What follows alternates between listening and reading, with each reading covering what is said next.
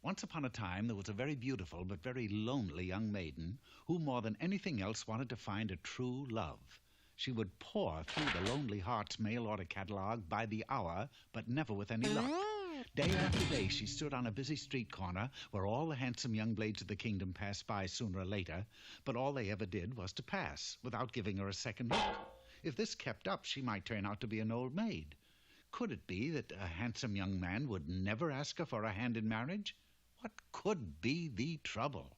Good heavens, you don't suppose it's something my friends won't tell me? Well, maybe I'm putting on too much weight. Well, she was relieved to see that weight was not her problem. She was still a dainty 165 pounds. Then she noticed her fortune on the back of the weight card, and what she saw set her heart a-twitter, for it said, "A wicked witch will put you to sleep with an evil spell. Then a handsome prince will awaken you with a kiss, and you will live happily ever after." She was overjoyed. Oh, boy, a handsome prince. Just what I've always wanted. Oh, you nice machine. You've made me the happiest beauty in the world. And with that, she dashed off to await the witch. She waited and waited and waited. 2 months later, she was still waiting, and the witch hadn't shown up. That fortune card just can't be wrong. If the witch won't come to me, I'll go to the witch. I wonder which witch was supposed to do the job. A short time later, she arrived at the house of a little witch who lived just outside of town and knocked on the door. She rang the bell. Anyway, the witch answered. Come in. Where have you been? Right in here, brewing away, honey. Pass the powdered bat, will you please? Now, very carefully, I add just a teeny-weeny pinch. Oh, drat, that's the third time this week I must be putting too much yeast in the darn stuff. Never mind that. You were supposed to cast a spell on me. I was? Oh, that's funny. There's nothing in my appointment book about it. What was I supposed to do, honey? Turn you into a toad? No. I got it a camel. No. You were supposed to put me to sleep. Sleep? Oh, say you must be Beauty. That's right, Frances Beauty. And land's sakes, I remember now. The assignment completely slipped my mind.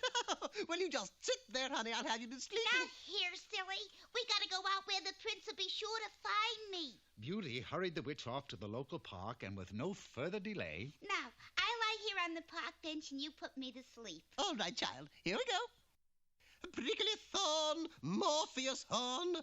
There, my dear, don't weep. I cast the spell right on your head, and you will sleep, sleep, sleep. You asleep, honey? No. Well, that's funny. I must have forgotten the spell. I'll try again.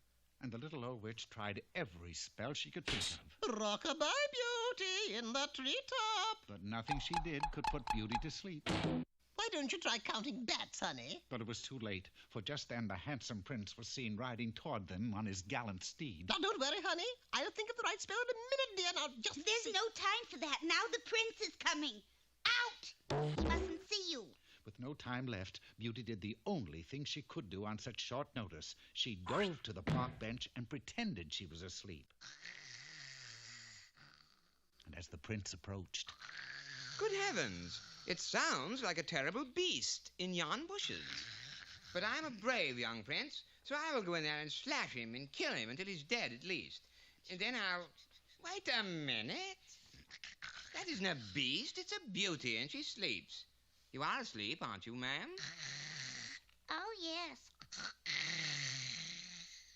Oh, I bet an evil witch has cast a spell on her. I will kiss her and wake her so we can live. Happily ever after, that is. Oh, thank goodness. I thought you'd never get here. Sweetie! Darling! Hold it! What do you want? I just remembered the spell that will put you to sleep. Ready? No! I don't need that now! Well... And with that, Beauty fell to the ground, sound asleep. See, I knew I'd... But so did the prince. Oops, I goofed. Well, if I'm not a little stinker. Well, they'll both be asleep for 100 years or more, so if you'll come back then, we'll finish the story for you. Right now, I've got an appointment with a fellow named Rip Van Winkle. Wonder if I'll have any trouble with him.